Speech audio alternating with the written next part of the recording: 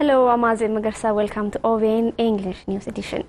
Deputy Prime Minister Damak Amakunan has called for maximum efforts of government and stakeholders to end stunting in Ethiopia. The government of Ethiopia reaffirms its commitment of Sakota Declaration by allocating 477 million birr for innovation phase. Fkadu Branu has a story.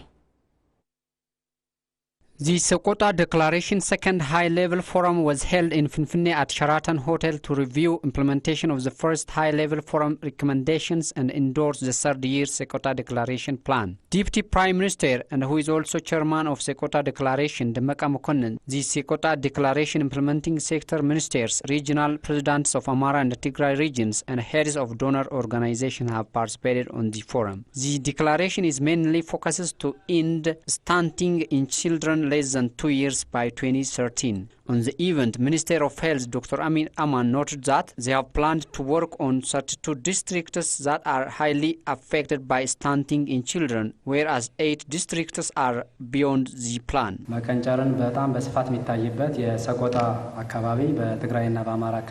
We start the work in 32 districts of Amara and Tigray regions, which are highly affected by stunting. But now we are working in 40 districts. Last year we have achieved many results in Sakota. We have also identified many limitations. In this year of our plan, we are also planning to benefit people of the areas based on their interest. Deputy Prime Minister and Chairman of Sakota Declaration, Damak Amakunan, for his part, said coordinated efforts of stakeholders are mandatory to end stunting.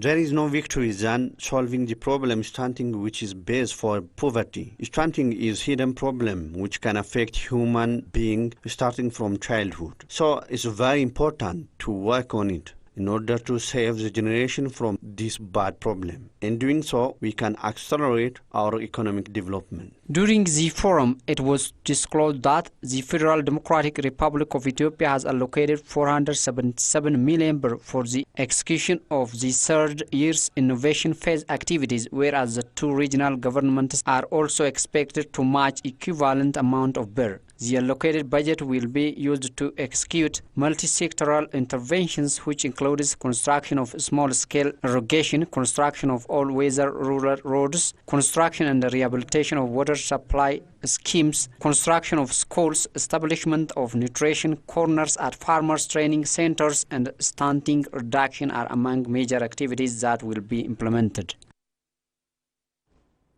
State Minister of Foreign Affairs Hirut Zamana held talks with a delegation led by Ambassador Philip Ackerman, Director General of Africa, Middle East and Latin America at the German Foreign Ministry.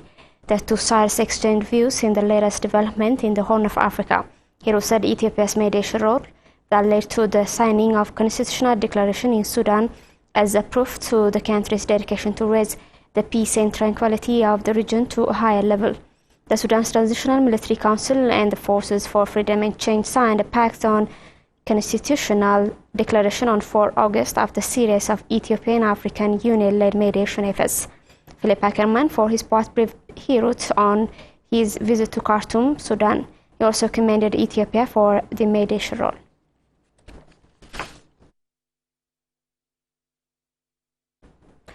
Oromia Culture Center is to publicize 4 published research books in 2020. The Center 2019 performance and 4th work plan is reviewed in Adama Town, Olumabaina. Oromo Culture Center was established in 2015 in Finfinne City with the aim of restoring and sustaining Oromo culture, language, history and art through study and research. The center has been working to realize its goals. In this light, the center's 2018-2019 work performance has been evaluated in Adama Town. In 2018-2019 fiscal year, 11 research papers were conducted by the center. The researches were also presented on different occasions. And more than 2.7 million people were also benefited from the center. 3 million birr was also collected from different sources to strengthen the center, it was stated. Some participants of the conference have also raised that there are also limitations that should be solved.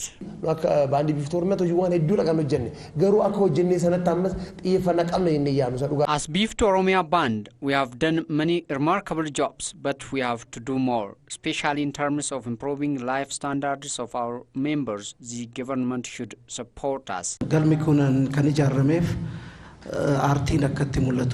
Oromo Culture Center was built to strengthen Oromo culture, but it has been serving as conference hall. This means it has missed its primary objective, so this should be improved. We have conducted 4 research papers on different issues, especially concerning the issue of Finfinne City. Many scholars have done credible jobs on the foundation of Finfinne City and restoring its original names, but the studies were not published and addressed to the public, so this is limitation. Deputy Director of the Oromo Culture Center, Sisayurisa, said that the center has been working to solve the limitations that have been observed before. Barakana hoji adafsena wajin qorannon afur tumuramani. In the upcoming year, 4 research papers are ready to be published. We will also continue publishing the remaining papers for the public read.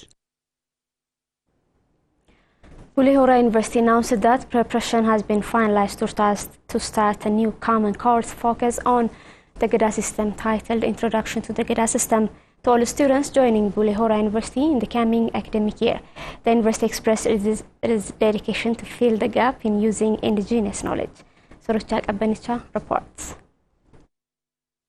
Bulehora University was established in 2004 Ethiopian calendar and has graduated students for the 6th round this year in multiple fields of studies. Bulehora University, following its existence in where the GEDA system of Oromo is highly practiced, the university has established an Institute of GEDA Studies. The indigenous knowledge will be used and the university students will learn about GEDA system. The university announced that preparation has finalized to start a common course focused on the GEDA system to all students joining Bulehora University in the coming academic year. Roba Oddo is director of GEDA Studies. Many people know about GEDA system just in a concept level. Practically, they have no knowledge about GEDA system. Therefore, in order to disseminate this knowledge in practical way, the first one is preparing common course for all freshman students.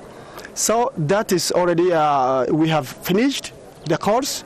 In coming year, we will offer a common course on GEDA system for all fresh students. Roba adds that starting this new course has a great role to let students know more about the indigenous socio-political system of the Oromo GEDA system and the assets of Africans. This experience is very good for all universities. This common course should be distributed to all universities, and all universities should help us, and the government should help us to expand this indigenous knowledge of our Oromo society, or just I can call it indigenous knowledge of Ethiopian people. Some students who are graduated this year from the university expressed that they was lucky if they get a chance to learn about the GEDA system. ከዚህ ኦሮሚያ አካባቢ የመጡ ልጆች ምናልባት ስለ ገዳ ስርዓት ጠንቅቀው ሊያውቁ ይችላል። ነገር ግን ከሌሎች አካባቢዎች የሚመጡት ተማሪዎች ስለ ገዳ አያውቁም።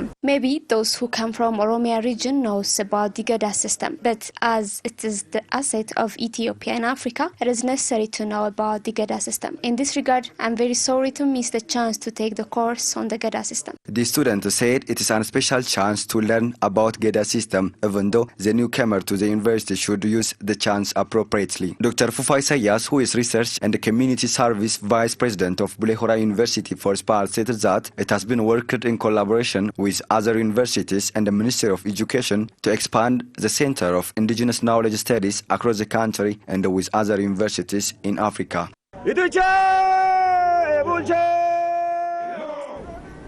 Meanwhile, Bulehora University stated that it is working to resolve curriculum materials constraints. Aklilu Gabru. Bulehora University disclosed that it has been working to nurture Afan Oromo culture and history. The university has also bought laboratory equipment at a cost of $6.8 million to smoothen teaching and learning process. Some board members of the university has paid a visit to the university.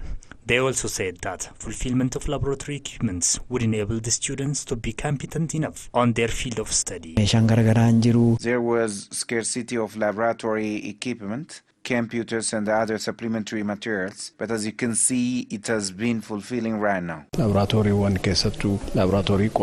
I appreciate what we have seen in the agriculture and civil engineering laboratory workshop that are very scarce in other areas are available here. This is a great success. President of Bulehora University, Dr. Chala Wata, said that the university has imported contemporary laboratory equipments to make students of the university competent on the field of science and technology. We have made an international bid to buy the equipment at a cost of $6.8 million. Equipment of $3 million has reached our university. Others are on the way. That's it from me and the whole team. Thanks for joining us.